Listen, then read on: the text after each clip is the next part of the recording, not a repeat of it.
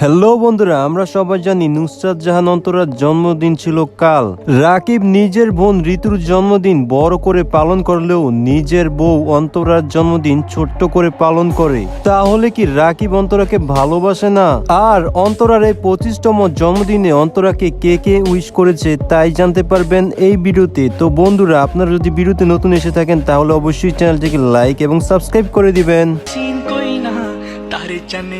তো বন্ধুরা, প্রথমত অন্তরাকে রাকিব অনেক ভালোবাসে। রাকিব যেহেতু বিদেশ রয়েছে সেহেতু বড় করে জন্মদিনের অনুষ্ঠান করেনি, কারণ বিদেশে অন্তরার জন্মদিনে অংশগ্রহণ করার মতো তার কোনো আত্মীয় স্বজন নেই বিদেশে।